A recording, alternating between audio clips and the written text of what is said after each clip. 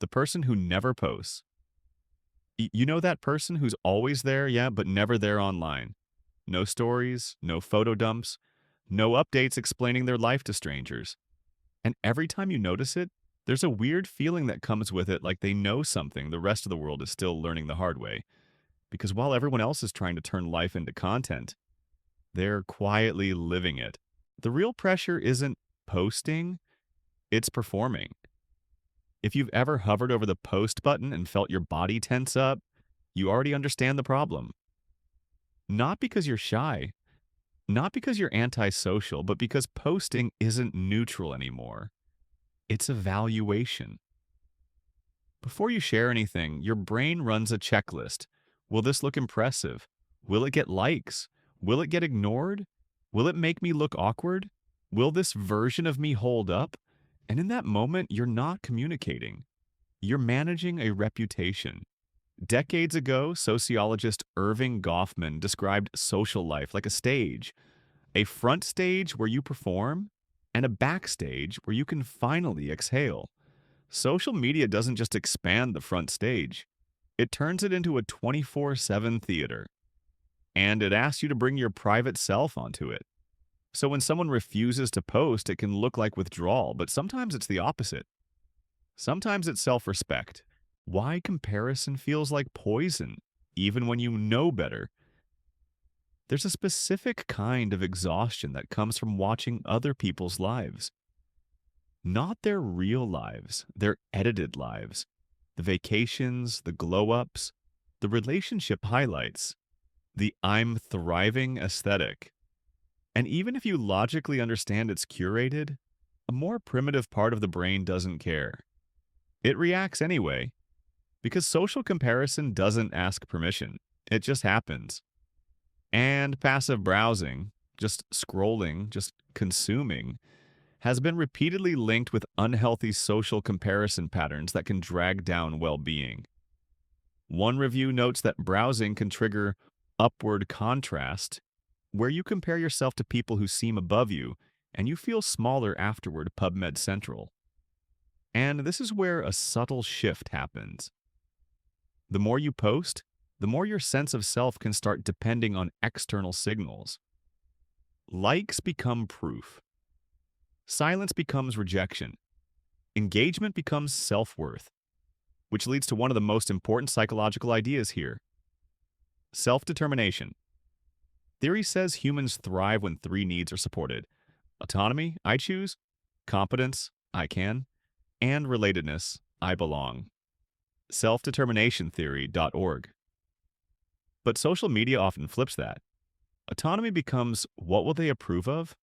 Competence becomes, did I perform well? Relatedness becomes, did people react? So not posting isn't always avoidance. It can be a way of protecting autonomy and refusing to outsource your identity. The lurker isn't rare. They're the silent majority. Here's the part most people miss. Not posting is incredibly common. In many online communities, the majority of people consume without contributing. Jakob Nielsen's classic participation inequality model describes a pattern where most users lurk rather than create, often summarized as the 90 to 9 to 1 rule, Nielsen-Norman group.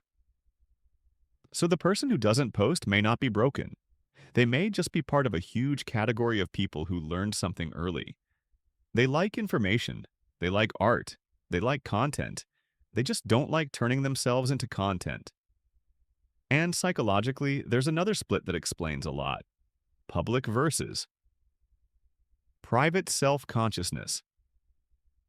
Public self-consciousness is when you focus on how you appear, how you're seen, rated, interpreted.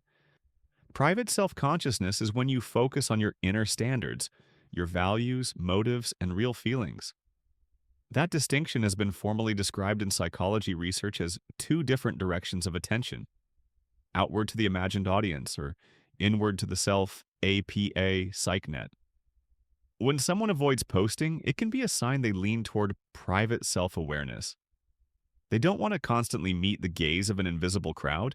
They'd rather ask, do I respect this? Instead of, will they like this? Why not posting can be power, and why it confuses people.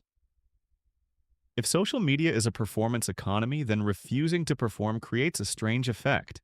You become hard to read, and people tend to interpret hard to read as hiding. But often the reality is quieter and stronger. Some people don't post because they've noticed what it costs. It costs attention. It costs presence. It costs peace. Even the act of trying to look effortless is effort. And the more your brain associates sharing with evaluation, the more posting can start to feel like stepping into a spotlight you didn't ask for. There are studies suggesting that passive Facebook use can undermine well-being, and that one pathway is envy. You consume, you compare, you feel worse, PubMed.